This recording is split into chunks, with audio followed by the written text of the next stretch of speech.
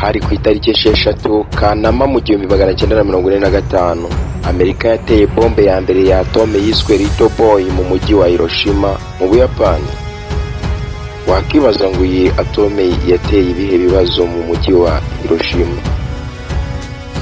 Zimwe mu ngaruka harimo nk'uko abantu bagera ku 120,000 bapfuye mu minsi 4 ya mbere gusa y'ituritswa ry'icyo gisasu cya nucleaire cyiswe Little Boy.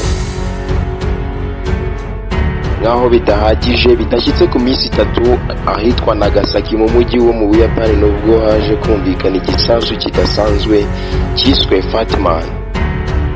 Iyi Fatman yahitanye abarenga 73,000 nabo mu gihe gito. Nimvuga ibi bisasu ntugire ngo ni igisasu gisanzwe, ibi ni ibisasu bya nucleaire cyangwa se bombe kirimbuzi. Bombe nucleaire cyangwa bombe ya kirimbuzi, nuclear bomb or atomic bomb, ni intwari ikoreshwa mu gihe imbaraga za nucleaire cyangwa se uranium zifashishijwe mu gufata uduce twazo zikabyazwa imbaraga zidasanzwe zishobora kubyara ibiturika.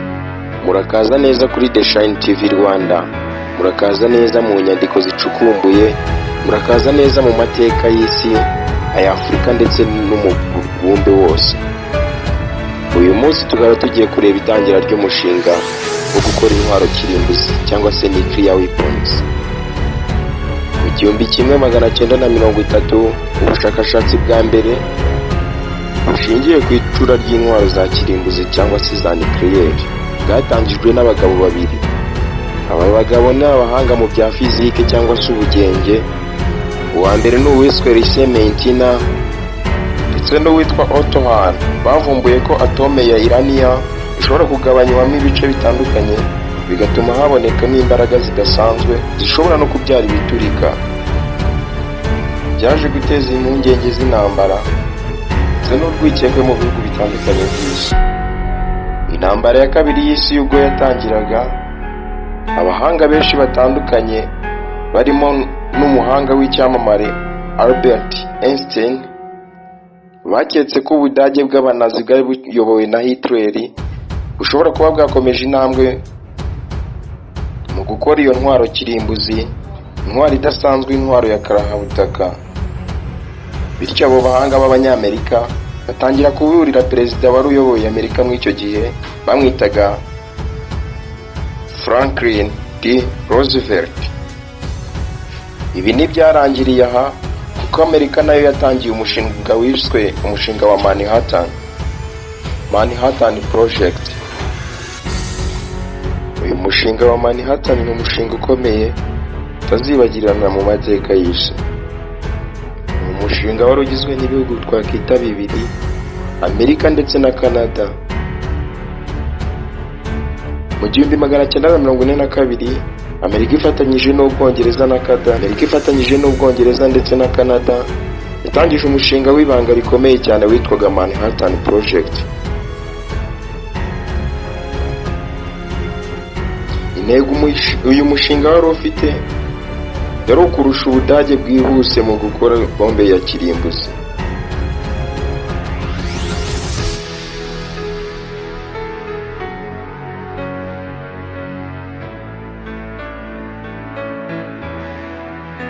Uyu mushinga wa Manhattan wari uyobowe n'abayobozi b'ibikomerezwa bakomeye, ari nayo mpamvu yakomeje kwitwa umushinga udasanzwe. Ubwo wakoreye mu bwihisho, uyu ni umushinga wari ugamije gukora ibitwaro bidasanzwe umeze nk'uri guhangana n'Abadage mu gukora nucleaire. Uyu mushinga wayobowe na General Leslie Groves mu gihe ishami rya siyansi muri laboratwari ya Los Alamos muri New Mexico aho bombe yacuriwe byayoborwaga na Jean Robert Oppenheimer, afatwa nk'umubyeyi wa bombe nucleaire ku isi. Mu by'ukuri nk'abari bamaze gukora ibisasu karahabutaka, ntabwo byari kurangira hatabaye igeragezwa ry'izo ntwaro.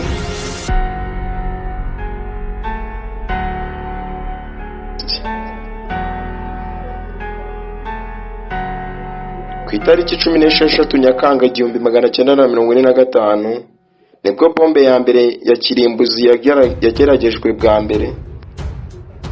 Aha ni mu butayu bwa New Mexico. Iri gerageza ryiswe Trinity Test ryerekanye imbaraga zidasanzwe z'iyo ntwaro yari imaze gukorwa. Ibi ngibi byatumye Open twavuze haruguru nka Father of Nuclear Weapon cyangwa se papa w'intwaro za kirimbuzi yumvaga koko nawe akoze ikintu kidasanzwe kandi gishobora kugira uruhare ku isi mu buryo bumwe cyangwa ubundi. Uyu mushinga ndetse n'izi ntwaro za kirimbuzi mu by'ukuri nk'aho izi ntwaro zacurwaga ntabwo zari izo kubika mu bubiko bw'intwaro gusa, ahubwo izi ntambara n'ubundi zari buze gukoreshwa mu izi ntwaro za kirimbuzi, aho igihugu kimwe cyumvaga ari ubukungu kibitse kurusha ikindi.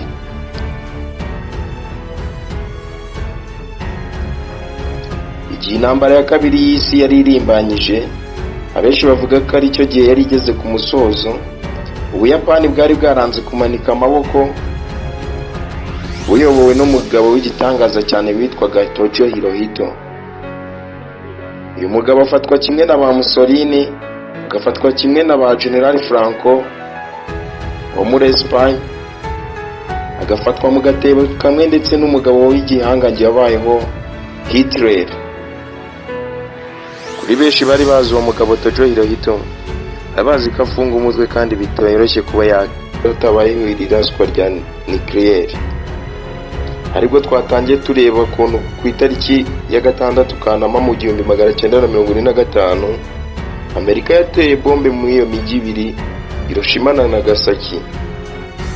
Iraswa rikomeye ryahereye Hiroshima ubwo barashe igisasu cyitwa Little Boy kikica abarenga 120,000 mu minsi 4. Hadaciyeho n'iminsi 3 yuzuye, umujyi wa kabiri wumvikanye mu iturika ridasanzwe ubwo igisasu cyitwaga Fatman cyarashwa hitwa Nagasaki, aho naho cyahitanye abarenga 73,000. Nubwo guhera icyo gihe Umuyapani yamanitse intwaro, byagaragaye ko USA cyangwa se Leta Zunze Ubumwe za Amerika arizo zitsinze intambara ya kabiri y'isi. Iryo hangana mu gucura intwaro za kirimbuzi ntago ryarangiye kuko ryaje gukomeza no mu myaka y'1947. Ubwo isi yabaye nk'iyigaburamwe ibice bibiri, bamwe bitwa abakomunisiti abandi bitwa abakapitalisite.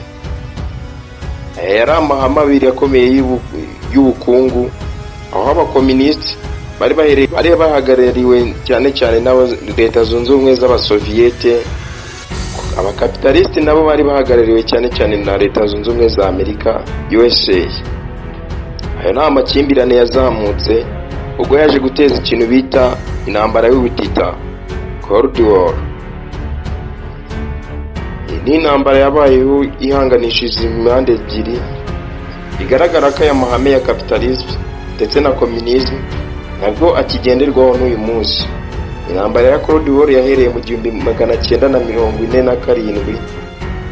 Iyi intambara yakomeje igera mu 1989, nubwo bamwe bavuga ko yashyizweho iherezo mu 1991. Iyi ni intambara yageze ku iherezo biciye mu ruhare rw'abagabo babiri, ari umwitwaga Mikhail Gorbachev yari umuyobozi w'Abasoviyeti, n'uwitwaga George W. Bush uyu wahoze ari umuperezida wa Leta Zunze Ubumwe za Amerika. Aba bagize uruhare mu gusinya amasezerano yo kurangiza intambara y'ubutita, aho buri gihugu cyumvaga cyakerekana imbaraga zacyo hagati y'Abasoviyete ndetse n'Abanyamerika.